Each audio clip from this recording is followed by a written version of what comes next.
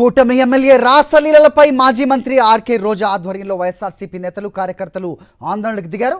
రోడ్డుపై బైఠాయించి నిరసన తెలిపారు మాజీ మంత్రి ఆర్కే రోజా, భూమన కరుణాకర్ రెడ్డి, ఎమ్మెల్సీ చంద్రశేఖర్ రెడ్డి. కీచక జనసేన ఎమ్మెల్యేలు శిక్షించాలని డిమాండ్ చేస్తూ నగరి ఏజేఎస్ కళ్యాణ మండపం నుంచి ఓం శక్తి ఆలయం వరకు ర్యాలీగా నిర్వహించారు.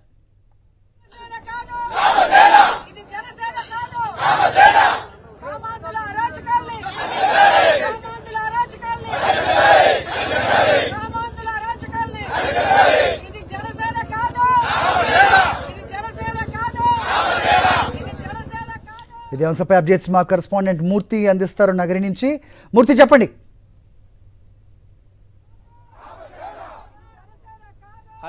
నగరి నియోజకవర్గంలో మాజీ మంత్రి ఆర్కే రోజా ఆధ్వర్యంలో ఏజేఎస్ కళ్యాణ మండపం ఎదురుగా ఏదైతే కూటమి ఎమ్మెల్యేల రాసలీలలపైన రోడ్డుపై బైఠాయించి నిరసన తెలుపుతూ ఉన్నారు. మాజీ మంత్రి ఆర్కే రోజాతో పాటు తిరుపతి జిల్లా, చిత్తూరు జిల్లా వైఎస్ఆర్ కాంగ్రెస్ పార్టీ అధ్యక్షులు భూమన కరుణాకర్ రెడ్డితో పాటు యొక్క ఎమ్మెల్సీ చంద్రశేఖర్ రెడ్డి, మాజీ ఎంపీ రెడ్డప్పతో పాటు యొక్క రోడ్డుపై బైఠాయించి మహిళా ఉద్యోగికి వేధించిన ఎమ్మెల్యేపై చర్యలు తీసుకోవాలంటూ, కీచక ఎమ్మెల్యేని శిక్షించాలంటూ, బాధిత మహిళకు న్యాయం చేయాలంటూ వైఎస్ఆర్ కాంగ్రెస్ పార్టీ ఆధ్వర్యంలో నిరసన కాలం వినిపిస్తున్నారు. మాజీ మంత్రి ఆర్కే రోజా ప్రస్తుతం మనకు అందుబాటులో ఉన్నారు. యొక్క కీచక ఎమ్మెల్యేకి తక్షణమే శిక్షించాలని చెప్తున్నారు. ఈ రోజు రాష్ట్రంలో చూస్తున్నాం కీచక ఎమ్మెల్యేల పర్వం కొనసాగుతోంది. ఏ విధంగా చూడాలంటారు మేడం?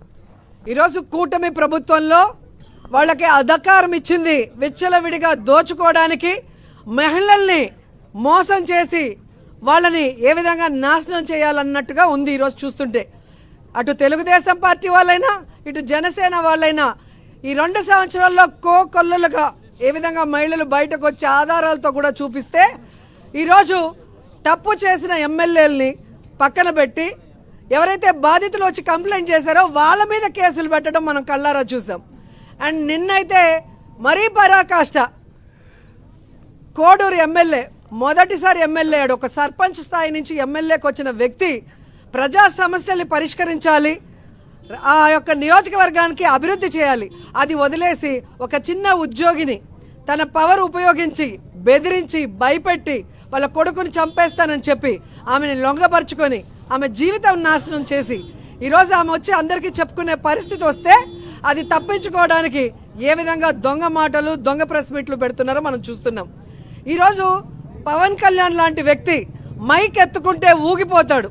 ఆడవాళ్ళకి అన్యాయం చేస్తే రోమము పీకేస్తాను, వాళ్ళ తలరాతలు మార్చేస్తాను, వాళ్ళ చర్మం ఒలిచేస్తాను, వాళ్ళ చేతిరాతలు మారుస్తా అంటాడు. ఈరోజు ఏం చేస్తున్నావు పవన్ కళ్యాణ్ అడుగుతున్నాను. ఈరోజు నీ పార్టీలో తప్పు చేసిన వ్యక్తుల్ని నువ్వు శిక్షిస్తుంటే ఈ పరిస్థితి వచ్చుండేదని అడుగుతున్నా. ఎప్పుడు జానీ మాస్టర్ తప్పు చేశాడో ఆ రోజే నువ్వు అందరికీ స్ట్రిక్ట్గా వార్నింగ్ ఇచ్చుంటే కిరణ్ రాయల్ అనేవాడు తప్పు చేసుంటాడా? అదే కిరణ్ రాయల్ అనేవాడిని నువ్వు శిక్షించుంటే ఈరోజు వినూత్న అనే ఆవిడ తప్పు చేసి ఉండేదా? నువ్వు వినూత్న తప్పు చేసినప్పుడే పార్టీ క్యాడర్కి ఒక స్ట్రిక్ట్గా వార్నింగ్ ఇచ్చుంటే ఈరోజు శ్రీధర్ లాంటి ఎమ్మెల్యే, మీ జనసేన ఎమ్మెల్యే ఈ విధంగా ఆడపిల్ల జీవితాన్ని నాశనం చేస్తుంటాడా అని అడుగుతున్నా. అంటే నీ ప్యాకేజీలు నీకు ముఖ్యం, నీకు స్పెషల్ ఫ్లైట్లు ఇస్తే చాలు, ఎవరు ఎక్కడ చచ్చినా పర్లేదు అన్నట్టుగా నీ ప్రవర్తన కనిపిస్తుంది.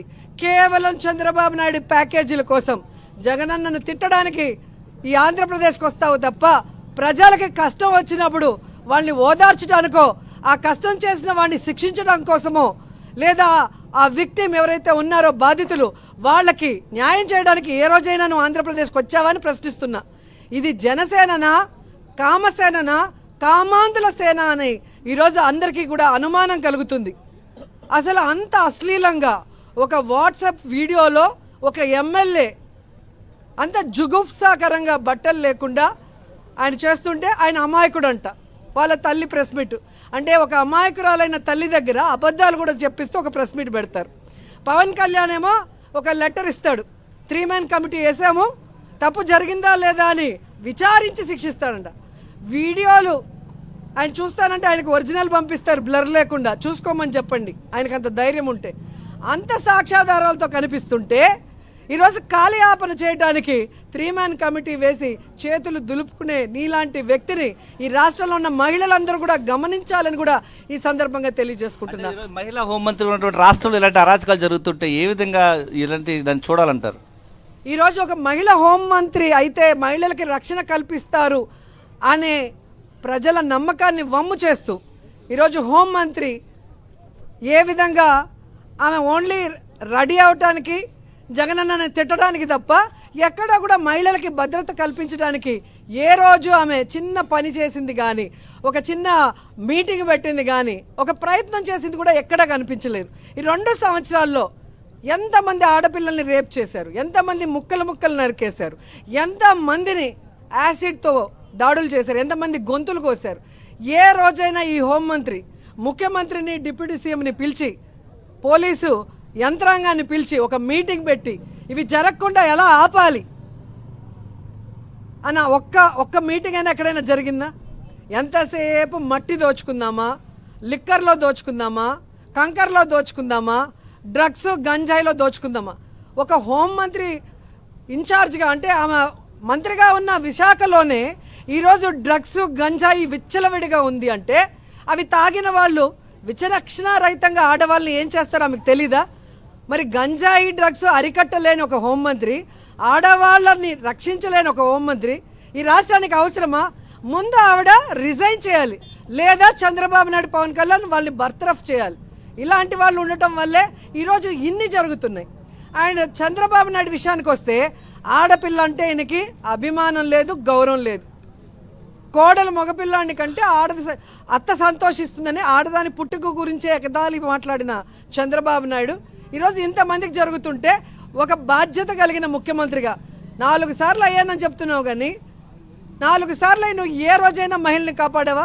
గతంలో కూడా కాల్మనీ సెక్స్ రాకెట్లో ఎంతమంది మహిళల జీవితాల్ని మీ తెలుగుదేశం పార్టీ నాయకులు, కార్యకర్తలు, ఎమ్మెల్సీలు, ఎమ్మెల్యేలు, ఎంపీలు మోసం చేస్తే అది ప్రశ్నించిన మమ్మల్ని సస్పెండ్ చేసావు. ఈరోజు మళ్ళీ నువ్వు అధికారంలోకి వచ్చాక అదే కంటిన్యూ అవుతుంది. ఎక్కడ చూసినా మీ ఎమ్మెల్యేలు రేపులు చేస్తూ దాడులు చేస్తుంటే శిక్షించలేని చేతగాని దద్దమ్మ ముఖ్యమంత్రి నువ్వు. అసలు ముఖ్యమంత్రిగా నువ్వు పనికిరావు, నువ్వు కూడా రిజైన్ చేయాలి. అండ్ ఈరోజు జనసేన పార్టీకి పెట్టి అందరికీ ఏదో ఉద్ధరిస్తానని చెప్పి నీ పార్టీలో ఉన్న వాళ్ళే రేప్ చేస్తుంటే, నీ పార్టీ వాళ్ళే మహిళలకు మోసం చేస్తుంటే ఏమి చేతగాని దద్దమ్మ పవన్ కళ్యాణ్ అసలు డిప్యూటీ సీఎంగా పనికిరాడు. ఆయన కూడా రిజైన్ చేయాలని డిమాండ్ చేస్తున్నాం. హోంమంత్రి రాజీనామా చేయాలి, డిప్యూటీ సీఎం పవన్ కళ్యాణ్ రాజీనామా చేయాలంటున్నారు. ఈరోజు జిల్లా అధ్యక్షులుగా ఉన్నారు. ఈరోజు మహిళలకు రక్షణ లేదు, ఏ విధంగా చూడాలంటారు సార్? 1.5 సంవత్సరాల కాలంగా రాష్ట్రంలో అరాచకాలు, అకృత్యాలు, అత్యాచారాలు తప్ప ఏ రకమైనటువంటి ప్రజా సమస్యలను తీర్చాలా అన్నటువంటి ఆలోచనతోనే ఒక్క కార్యక్రమాన్ని కూడా నిర్వహించటం లేదు. పవన్ కళ్యాణ్ గత 5 సంవత్సరాల కాలంగా నా వీర మహిళలు నేను రాష్ట్రంలో 30,000 మంది